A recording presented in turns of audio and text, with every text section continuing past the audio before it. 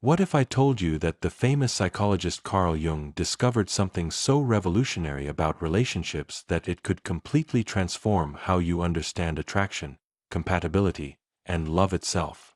What if the reason your relationships keep failing isn't because you're choosing the wrong people, but because you're completely misunderstanding the psychological forces at play?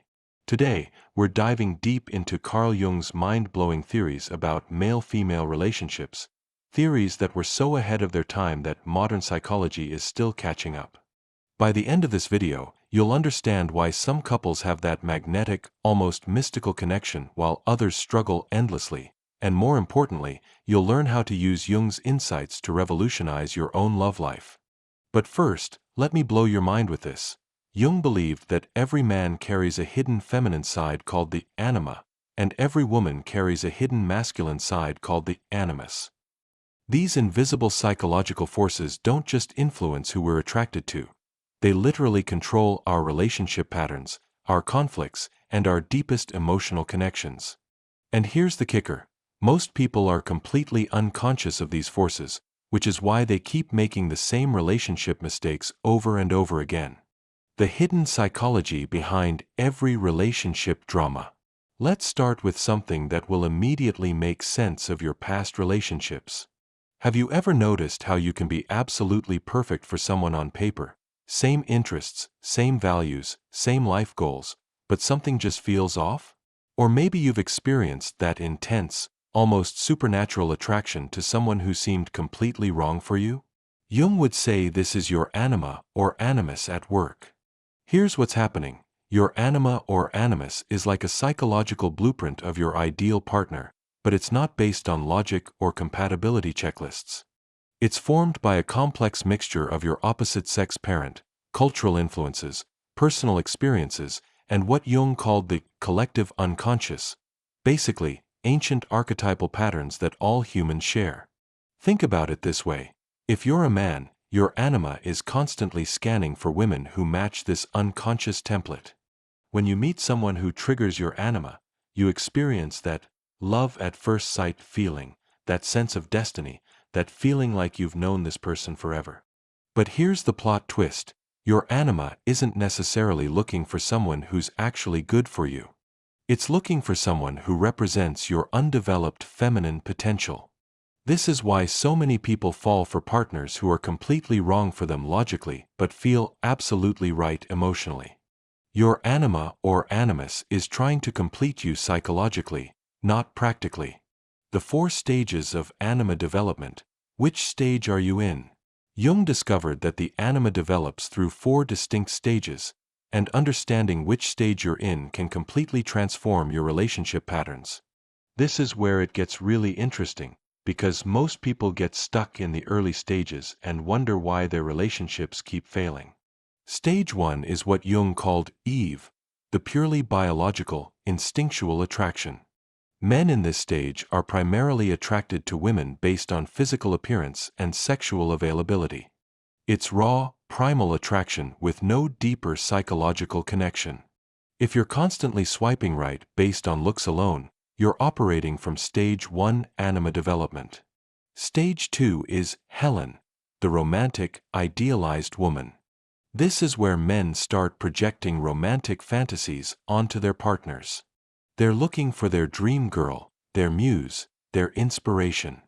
Stage 2 relationships are passionate but unstable because they're based on projection rather than seeing the actual person.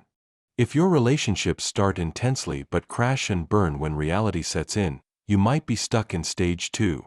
Stage 3 is Mary, the spiritual, nurturing mother figure. Men in this stage are attracted to women who provide emotional security, wisdom, and guidance. These relationships are more stable but can become stagnant if the man doesn't continue developing psychologically. If you find yourself repeatedly attracted to maternal figures or if your partners always end up taking care of you, you're operating from stage 3. Stage 4 is Sophia, the wise woman, the equal partner. This is where true psychological partnership becomes possible. Men who reach this stage can see their partners as complete, complex individuals rather than projections of their own psychological needs. They're attracted to wisdom, depth, and authentic connection rather than just physical beauty or emotional comfort. Here's the shocking part: most people never make it past stage 2. They spend their entire lives chasing romantic projections and wondering why their relationships lack depth and staying power. The Animus: why women keep choosing the wrong men. Now let's talk about the Animus, the masculine archetype in women's psyches. This is where things get really controversial, because Jung's observations about women's relationship patterns are so accurate they're almost uncomfortable to hear. Jung noticed that women often become attracted to men who embody their undeveloped masculine potential. But here's the twist: the Animus tends to be more collective and impersonal than the Anima. While men's Anima projections are often highly personal and specific, women's Animus projections tend to focus on collective masculine ideals: power, status, achievement, or rebellion. This is why so many women find themselves attracted to the bad boy, the successful businessman, the creative artist, or the rebellious outsider. It's not really about the individual man, it's about what he represents archetypally. He embodies qualities that the woman hasn't fully developed in herself: independence, assertiveness, creative power, or the courage to break social conventions. But here's where it gets problematic. When a woman is possessed by her Animus, she becomes argumentative, opinionated, and masculine in the worst possible way. She starts relating to men as rivals rather than partners. She becomes attracted to men she can either dominate or be dominated by, rather than men she can truly connect with as equals. Jung observed 4 stages of Animus development too. The first stage is the Tarzan, pure physical power and aggression. Women in this stage are attracted to hypermasculine men who can protect and provide. The second stage is the romantic hero, the adventurer, the artist, the man of action and passion. The third stage is the professor, the man of words, ideas, and social status. The fourth stage is the wise king, the man who embodies wisdom, spiritual insight, and authentic authority. Most women, Jung observed, get stuck cycling between the first 2 stages, which is why they keep choosing men who are either physically dominant but emotionally unavailable, or romantically exciting but ultimately unreliable. The projection trap: why your relationships keep failing. Here's where Jung's insights become absolutely revolutionary for modern relationships. He discovered that most relationship problems aren't actually about the relationship itself, they're about projection. You're not fighting with your partner, you're fighting with your own projected Anima or Animus. Let me give you a concrete example. Say you're a man who's attracted to independent, successful women.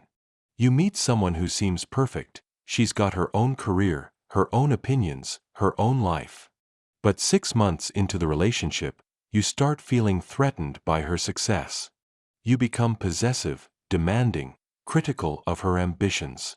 What's happening? Your Anima was initially attracted to her independence because it represented your own undeveloped potential for self-sufficiency. But as the relationship deepened, you started projecting your Anima onto her completely. Instead of developing your own independence, you became dependent on her to carry that energy for you. When she acted independently, it felt like rejection because you were no longer differentiating between her and your projection. This is why Jung said the most important thing in any relationship is to withdraw your projections. You have to learn to see your partner as they actually are, not as the embodiment of your psychological needs. The shadow in relationships, what you refuse to see about yourself. But Jung's insights go even deeper. He discovered that we don't just project our Anima or Animus onto our partners, we also project our shadow, the parts of ourselves we refuse to acknowledge. Your shadow contains all the qualities you've decided are unacceptable about yourself. If you pride yourself on being nice, your shadow contains your aggression. If you see yourself as rational, your shadow contains your irrationality. If you think you're independent, your shadow contains your neediness. Here's the relationship killer: you will inevitably be attracted to partners who carry your shadow projection. If you're always the responsible one, you'll be drawn to free spirits and rebels. If you're always the emotional one, you'll be attracted to stoic, rational types. If you're always the giver, you'll choose takers. At first, this feels complementary and exciting. Your partner seems to complete you, to balance out your one-sided personality. But over time, you start resenting them for the very qualities that initially attracted you. The responsible person starts calling their partner irresponsible. The emotional person starts calling their partner cold. The giver starts calling their partner selfish. What's really happening is that you're seeing your own disowned shadow reflected back at you, and it's making you uncomfortable. Instead of recognizing and integrating your shadow, you're making your partner carry it for you and then punishing them for it.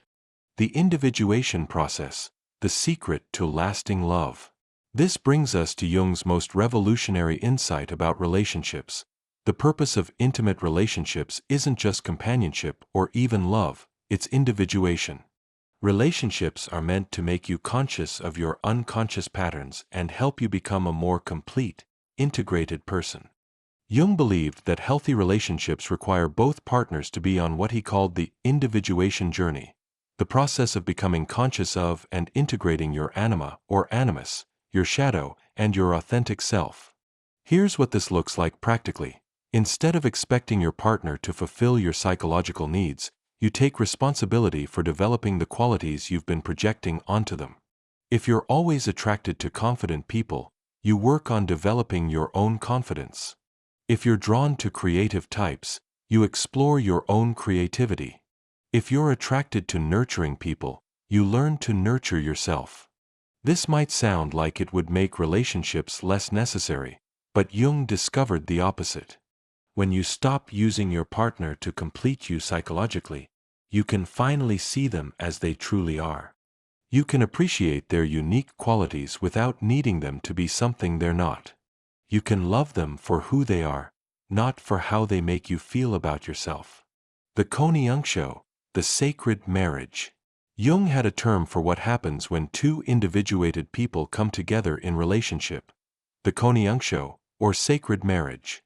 This isn't just about two people getting along well, it's about two complete individuals creating something greater than the sum of their parts. In the Konyangsho, both partners have done their own psychological work. They've integrated their anima or animus, they've owned their shadow, and they've developed their authentic selves. When they come together, they're not trying to complete each other, they're trying to create something new. This is where Jung's insights become almost mystical.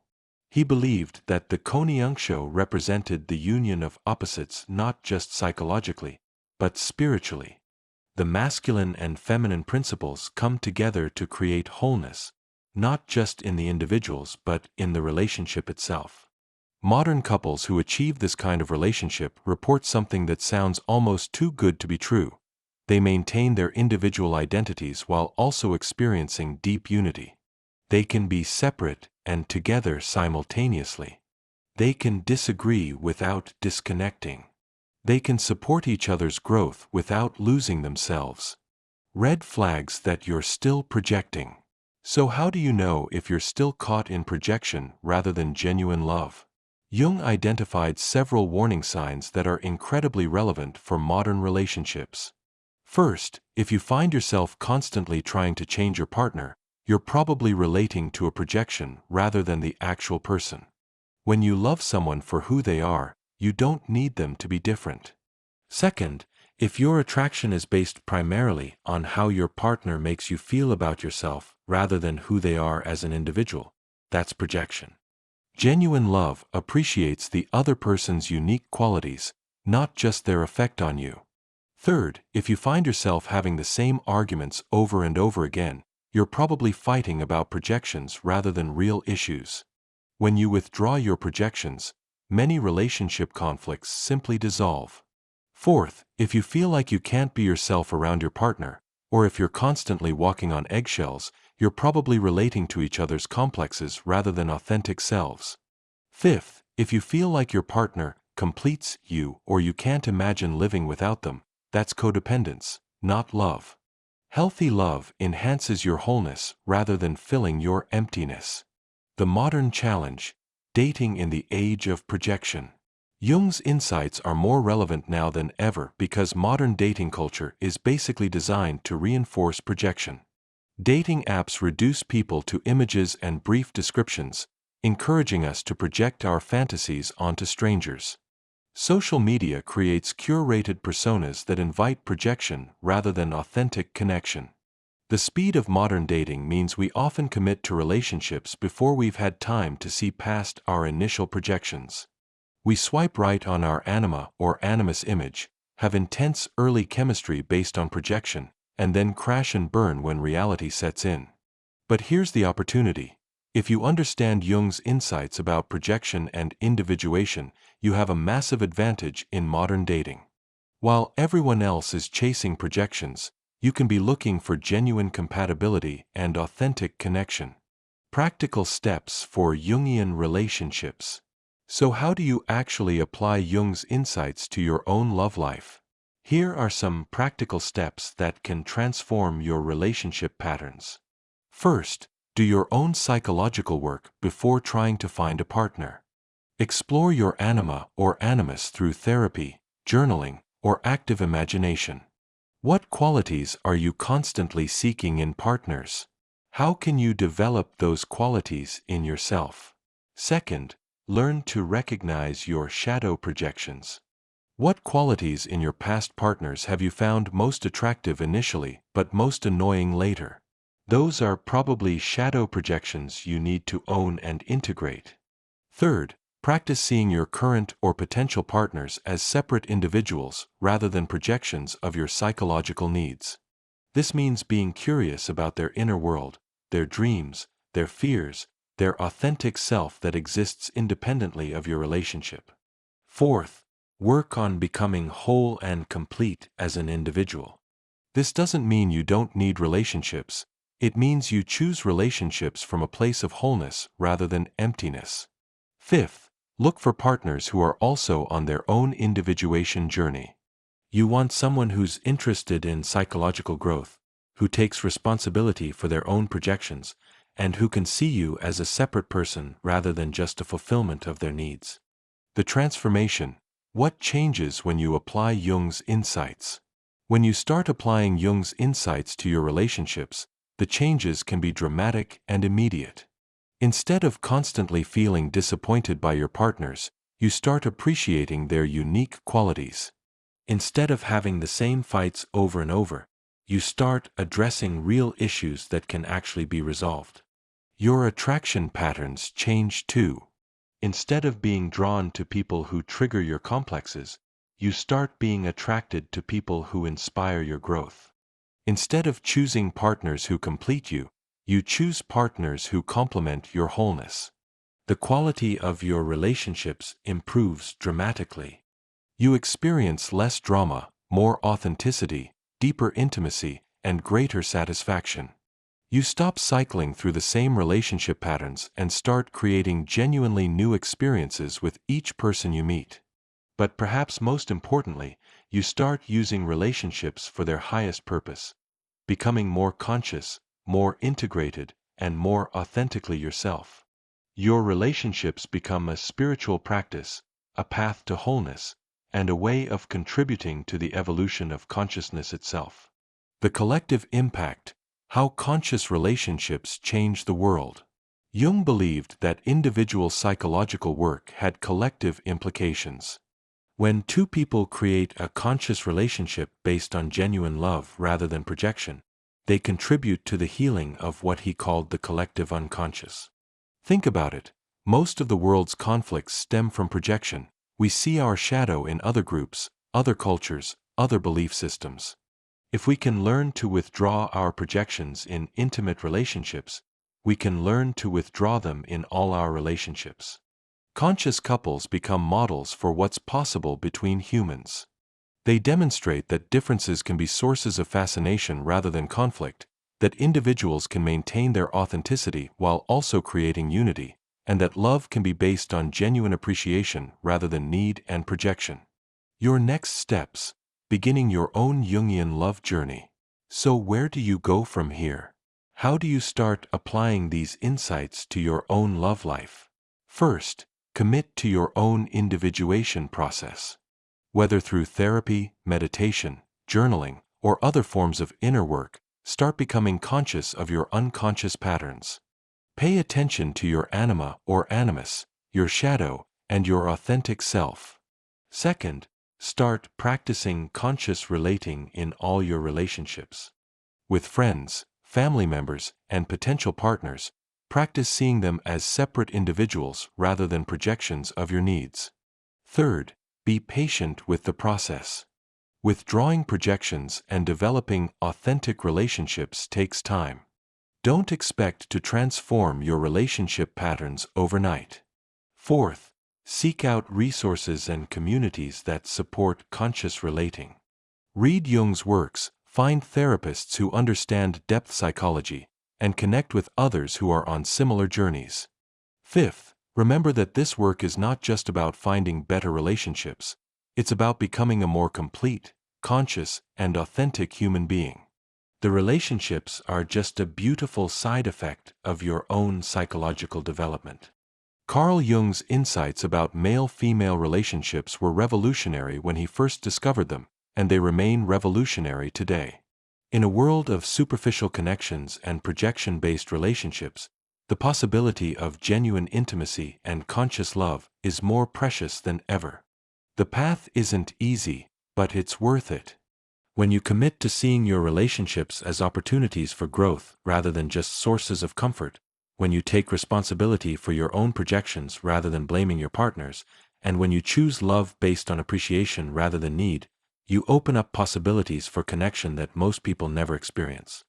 Your relationships can become sacred spaces where two complete individuals meet in authenticity and create something beautiful together. They can become laboratories for consciousness, temples of growth, and expressions of the deepest love possible between human beings. The question is, are you ready to move beyond projection and into genuine love? Are you willing to do the inner work necessary to become whole before seeking someone else to complete you? Are you prepared to see your next relationship as an opportunity for individuation rather than just companionship? If so, then you're ready to begin your own Jungian love journey. And trust me, once you experience the depth, authenticity, and transformative power of conscious relationships, you'll never want to go back to the old patterns of projection and unconscious relating. The revolution starts with you. The conscious relationships you create will ripple out into the world, inspiring others to move beyond projection and into genuine love. This is how we heal not just our own hearts, but the collective heart of humanity itself. Your love life is about to get a lot more interesting. Welcome to the world of Jungian relationships.